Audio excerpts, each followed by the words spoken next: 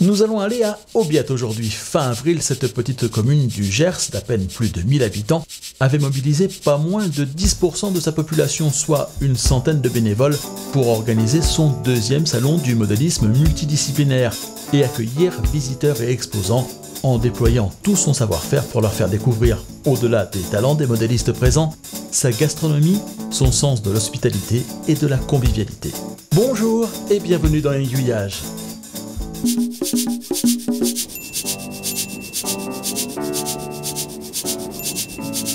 Aubiette, c'est dans le sud-ouest de la France, à une vingtaine de kilomètres d'Auch.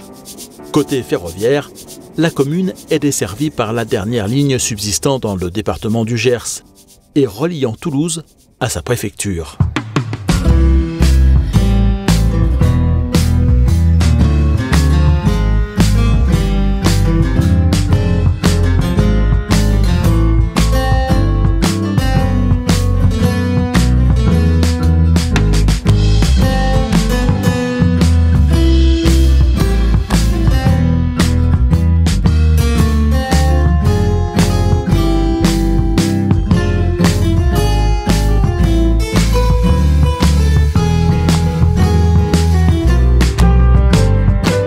C'est le chemin que nous allons emprunter pour nous rendre à l'exposition.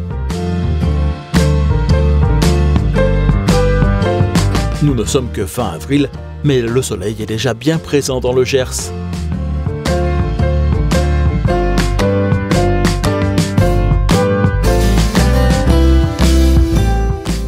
Nous arrivons au foyer rural d'Aubiette, tout juste pour l'inauguration de l'exposition, qui, comme il se doit dans le sud-ouest, est animée par une banda. Une fanfare ambulatoire constituée d'instruments à vent et de percussions.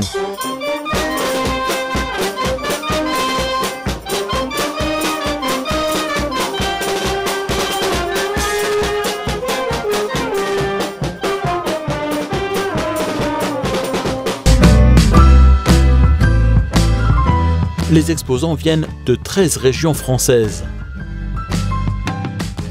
La centaine de bénévoles mis à contribution est sur le pont. À commencer par Joël Rigaud, par qui l'idée de cette exposition est arrivée. Joël est modéliste ferroviaire et il déplorait le fait qu'alors qu'une grosse exposition existait dans le Gers, plus rien ne se fasse dans ce domaine dans le département depuis 25 ans. Alors moi je fais du marketing 3 rails, j'ai un petit réseau, je me déplace dans quelques expositions et c'est pour ça que je me suis permis aujourd'hui d'avoir 30 exposants que je connais qui sont des copains. Cette exposition n'est que l'aboutissement d'une démarche beaucoup plus longue.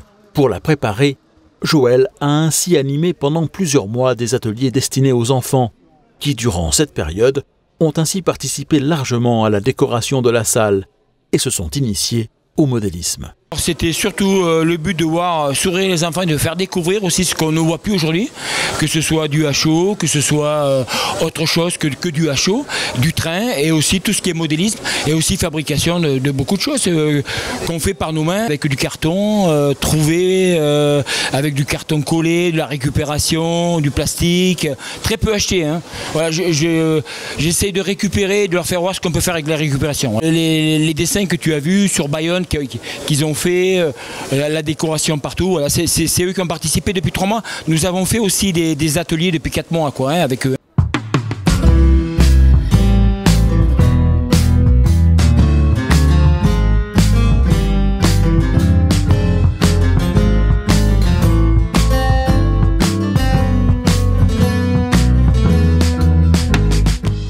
Le rêve de Joël serait de faire connaître son exposition bien au-delà des frontières du Gers ou même du Sud-Ouest et de donner à d'autres modélistes l'envie de prendre part à la prochaine édition à laquelle il pense déjà.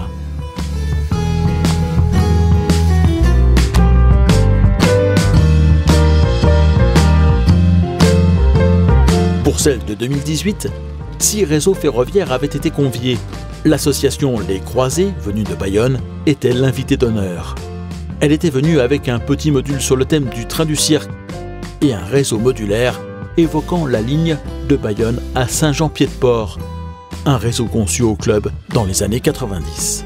Alors il représente une partie du tronçon de la ligne de Bayonne à Saint-Jean-Pied-de-Port, comme on peut le voir sur le panneau. Et nous avons avec nous Clément qui dirige tous ces trains. Bien sûr, maintenant tout est digitalisé, chaque convoi a son numéro et on peut les faire croiser dans la gare du Staritz ici. Nous avions initialement, quand le club s'est créé, nous avions un grand réseau qui représentait Bayonne avec l'Adour. Mais on l'avait construit tellement costaud qu'on pouvait finalement danser sur le plateau. Et quand l'immeuble a été vendu, on a dû tout démonter, mais finalement tout casser et recommencer à zéro le nouveau réseau fixe qui se trouve dans les nouveaux locaux de Bayonne. Mais dans nos caisses, nous avions gardé quand même les éléments de ce réseau de Bayonne à Staritz. Alors il y a des petites particularités le long du réseau. Sur la route de Villefranche, il y a la route contourne un tunnel et c'est réellement représenté dans ce coin-là. On retrouve un petit pont sur la Nive en allant vers Saint-Jean-Pied-de-Port, Saint-Étienne-de-Baïgory. La ligne a été remise en état récemment par la région d'Aquitaine. Ils ont déposé la caténaire. Donc c'est du matériel diesel qui roulait. Et dernièrement, la SNCF a arrêté les circulations. Pour combien de temps, on ne sait pas. Il faut que ça reprenne parce que des jeunes utilisaient ce train pour aller travailler à Bayonne. Et puis beaucoup de touristes qui rejoignent Saint-Jean-Pied-de-Port pour commencer une partie du parcours de Saint-Jacques-de-Compostelle.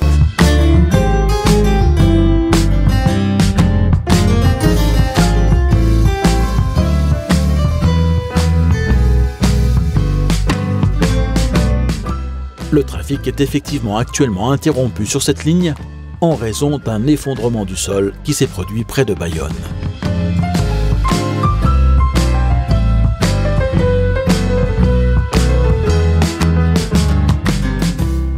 Pas de tel risque sur la ligne représentée par le rail miniature fontenillois. Et pour cause, celle-ci est imaginaire. Le club, qui possédait déjà un réseau fixe, vient de terminer son réseau d'exposition, qui sortait pour la première fois à Aubiette. Alors il est d'inspiration de sources libres. Le plus important, c'était d'avoir un décor présentable. Il est complètement digitalisé à 100% et tourne avec train contrôleur. C'est des idées qu'on a prises à droite, à gauche. Il n'y a pas de lieu réel. C'est vraiment l'inspiration, c'est sur le moment. Alors les machines qu'on voit circuler sur le réseau, c'est les machines des membres. Les époques, on ne s'est pas arrêté à une époque. On peut très bien voir une vapeur fonctionner avec un AGC. Ça, on est libre. Pour pimenter l'exploitation de leur réseau, les membres du rail miniature fontenillois ont ajouté une petite difficulté. D'un côté, l'entrée en gare se fait sur 2 voies principales, mais de l'autre, la ligne est à voie unique, mais pour autant exploitée dans les 2 sens de circulation. En fait, c'était le but qu'on voulait, puisqu'on ne voulait pas que sur le réseau, les trains tournent en rond. Donc là, on aurait très bien pu faire une double voie tout le long du réseau et il y aurait eu 2 trains qui auraient circulé à chaque fois sans arrêt en gare. Et avec la voie unique d'un côté, ça nous oblige à faire de la manœuvre.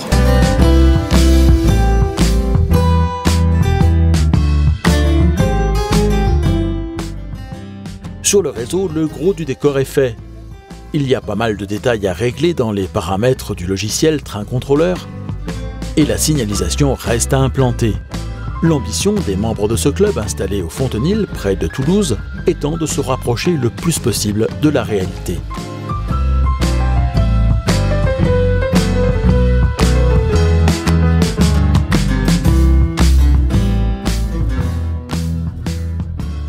Le Cercle ferroviaire européen regroupe des amateurs de trains jouets aux échelles 0 et 1. Il dispose d'une antenne dans le sud-ouest, à Toulouse, qui était représentée à Aubiette par quelques-uns de ses membres. Grosse lacune pour les amateurs du sud-ouest. Dans les catalogues des fabricants, le célèbre Capitole n'a jamais existé.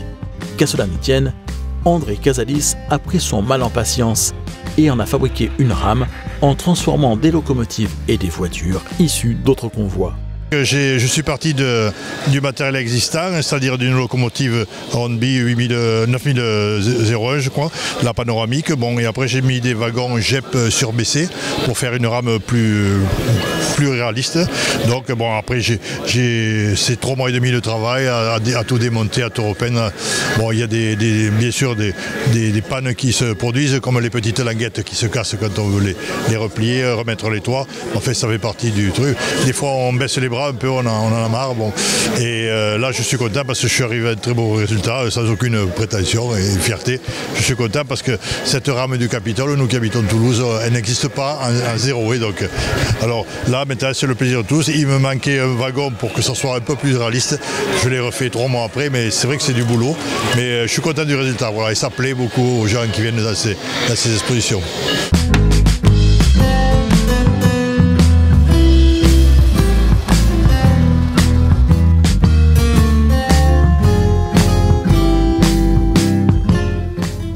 Dans la salle, encore 2 autres réseaux à découvrir.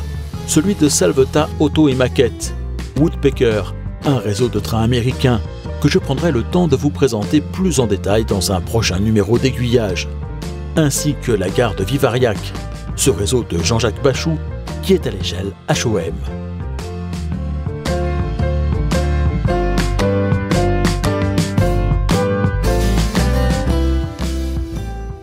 Pour le reste de ce qui concernait le ferroviaire lors de cette exposition, on retrouvait à l'extérieur Claude la Française, avec sa 141R reproduite au 1/20e et faisant des allers et retours sur le pont de la rivière Kouaï.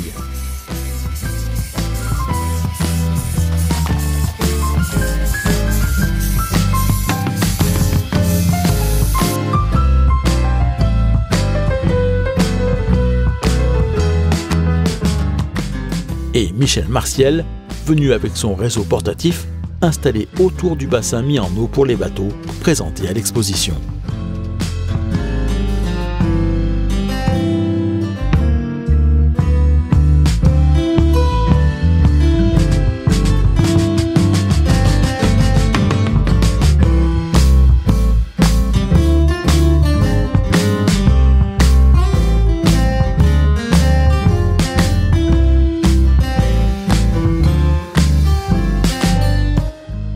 En résumé, une bien belle exposition, un grand beau temps, une très bonne ambiance, d'excellents produits régionaux, 700 visiteurs adultes qui ont fréquenté les allées de l'exposition, ce qui, en comptant les enfants qu'ils accompagnaient, a dû conduire à doubler la population de la commune le temps du week-end. Rendez-vous en 2020 pour la prochaine édition du Salon du modélisme d'Aubiette. La semaine prochaine dans Aiguillage, nous retournerons en plein cœur de Paris à la gare de l'Est pour découvrir cette fois-ci le réseau à l'échelle HO de la FAC. D'ici là, sachez que vous pouvez télécharger gratuitement le guide aiguillage du tourisme et des loisirs ferroviaires sur le site d'Aiguillage. Plus de 700 adresses pour des idées de balades ou d'activités à faire seul ou en famille, en France, en Belgique, en Suisse et au Luxembourg. Et passez en première classe en décidant à votre tour de soutenir la production du magazine Aiguillage. Pour une somme laissée à votre libre appréciation, vous accéderez à une version sans publicité des reportages d'Aiguillage, à la possibilité de les télécharger très simplement et en haute définition, mais surtout vous permettrez à ce magazine de pouvoir continuer d'exister.